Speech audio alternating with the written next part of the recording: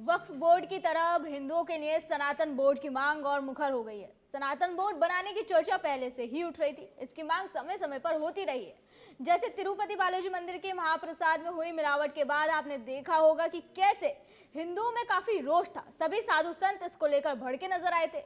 उस समय भी आंध्र प्रदेश के उप मुख्यमंत्री पवन कल्याण से लेकर सभी साधु संतों ने सनातन बोर्ड के गठन की मांग उठाई। फिर साध्वी निरंजन ज्योति भी यही मांग दोहराती नजर आई।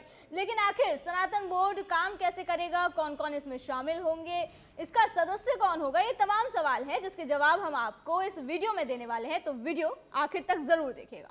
नमस्कार, मैं निकिता रस्तोगी, आप देख रहे हैं डीएनपी इंडिया। प्रयागराज में संतों की एक विशाल धर्म संसद हुई। इसमें हिंदुओं के लिए सनातन बोर्ड बनाने और उपासना स्थल कानून को खत्म करने की मांग को जोर शोर से उठाया गया। सनातन धर्म संसद की अध्यक्षता कर रहे निम्बार्क पीठाधीश्वर श्याम शरण देवाचार्य ने कहा कि सनातन बोर्ड न केवल सनातन धर्म की रक्षा करेगा बल्कि आने वाले पीढ़ियों की सुरक्षा भी सुनिश्चित करेगा। उन्होंने कहा कि तिरुपति बालाजी जैसे मंदिरों में बाहरी लोगों की घुसपैठ और हमारी आस्था को भ्रष्ट करने से रोकने के लिए ये बोर्ड बहुत महत्वपूर्ण है। जिसके बाद 27 जनवरी को प्रयागराज महाकुंभ में चतुर्थ सनातन धर्म संसद का आयोजन किया गया, जिसमें सनातन बोर्ड गठन का प्रारूप तैयार किया गया।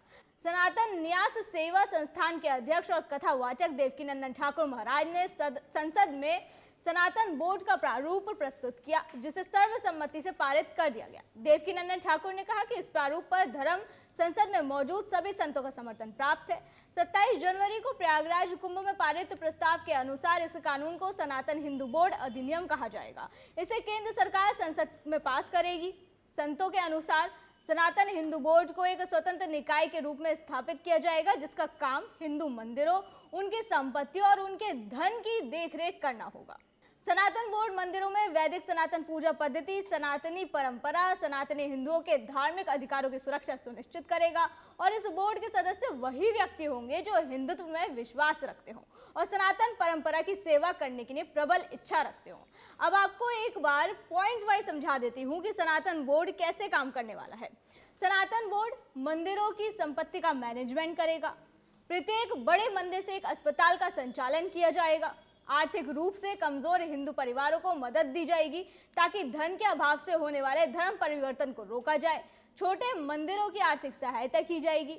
सनातन बोर्ड पुजारियों की नियुक्ति करेगा, जिसमें पारंपरिक योग्यताओं और धार्मिक ज्ञान के मानदंडों का पालन किया जाएगा। अगर कोई व्यक्ति किसी मंदिर की संपत्ति पर अवैध कब्जा करता है तो जिला मजिस्ट्रेट को तत्काल कब्जा हटाने का आदेश देने का अधिकार सनातन बोर्ड को होगा और बोर्ड की देखरेख में ही प्रसाद प्रबंधन होगा। इसके अलावा वक्फ बोर्ड द्वारा जबरन कब्जा की गई भूमि की मुक्ति और असंवैधानिक अधिकारों की संपत्ति के लिए असंवैधानिक अधिकारों की समाप्ति के लिए सनातन बोर्ड प्रयास करेगा। यही नहीं, सनातन बोर्ड सनातन विरोधी चल चरित्र, बयानबाजी, कॉमेडी करने वालों को दंडित करने के लिए कानूनी कदम भी उठाएगा।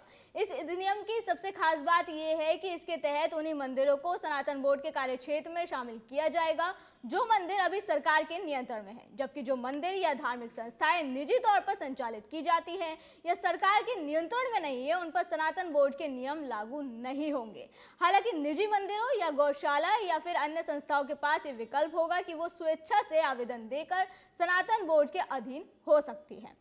वहीं बात करें कि इनमें कौन कौन शामिल होने वाला है और इनमें कितने सदस्य होंगे, तो देश के चारों शंकराचार्य के संरक्षण में केंद्रीय सनातन बोर्ड का गठन किया जाएगा, जिनमें 11 सदस्य होंगे, जिनमें 4 सदस्य चारों प्रमुख जगत गुरु होंगे, 3 सदस्य सनातनी अखाड़े के प्रमुख होंगे, 1 सदस्य संरक्षक मंडल द्वारा नामित किया जाएगा और 3 सदस्य प्रमुख संत, कथाकार या फिर धर्माचार्य होंगे। इसके अलावा सनातन बोर्ड का एक सहयोगी मंडल होगा। इसमें भी 11 सदस्य होंगे, जिनमें 2 सबसे बड़े हिंदू संगठनों के प्रतिनिधि, प्रमुख कथाकार, मंदिरों और गौशाला से जुड़े प्रमुख व्यक्ति होंगे।